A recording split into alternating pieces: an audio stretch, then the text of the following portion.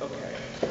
Good morning. This is Jack Shaner, Deputy Director, Ohio Environmental Council. I'm joined by Josh Knight, Executive Director of the Nature Conservancy in Ohio, Brandy Whetstone, Sierra Club, Ohio Chapter. Your title, ma'am? Conservation Program Coordinator. Conservation Program Coordinator. And on the telephone, Elaine Marsh and Joan Summer. Would you please introduce yourselves?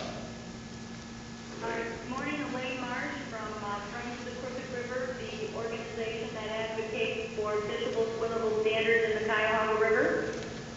And I'm Joe Summer, former Director of ODNR under Governor Flint.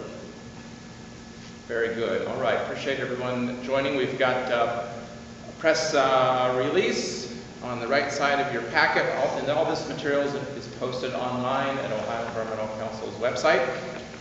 You'll find a written statement by myself, you'll find a press release on the right-hand side, and then you're going to find a number of documents which we will go over here a little bit with you.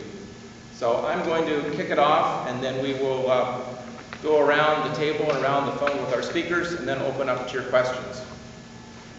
So today is the 40th anniversary of the Cuyahoga River catching fire when a passing freight train threw a spark into some oily debris floating on that river. It was not the first fire in the Cuyahoga River, but it was quite a mighty rage. The firefighters battled that fire for several hours, and it helped spark a significant environmental movement in the passage of landmark environmental protection legislation, continued funding and investment, public and private, and oversight, enforcement, and regulation to protect our air, land, and water.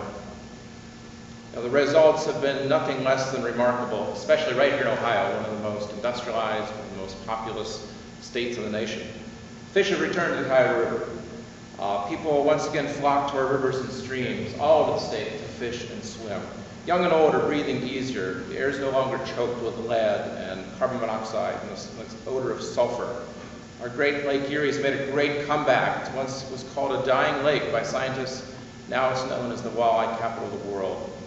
Ohio has protected thousands of acres of natural areas, hundreds of miles of scenic rivers due to the great efforts of our Ohio Department of Natural Resources, the Nature Conservancy, other great partners. And we even have a national park. None of this progress happened by accident. It's taken steady investment, vigilant oversight, and continued enforcement and collaboration to protect our air, land, and water resources. And Ohio is a healthier place to live, work, and play because of it. But today, we're at peril. We're at peril of slipping backwards. Ohio's current dire state budget outlook could put that steady progress for environmental cleanup and natural resource conservation at risk. And the choices our state lawmakers will make in the next 9 days could have a significant impact on how safe the water is to drink, how clean the air is to breathe, how clean the waters are to fish and swim, as well as whether or not Ohio can care for its current system of official state-designated scenic rivers, let alone ever designating any new ones.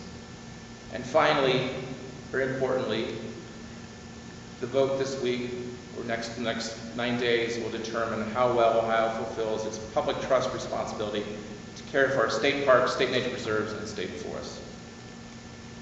We once again are calling on state lawmakers to show some courage and approve a $1 increase in the state tipping fee, as Governor Strickland has proposed, on each ton of municipal solid waste disposed of in a landfill, and to raise registration fees on canoes and kayaks by $1.67 a year for paddlers and $1.50 a year for livery owners. These fees average out to something like ½ cent on every 10 pounds of garbage deposited in the landfill, and a small price to pay to help keep our drinking water safe to drink, our air clean to breathe, and our rivers and lakes clean enough to fish and swim. And also, that canoe and kayak fee is less than half a gallon of gas to care for our existing and to designate potentially new state scenic rivers.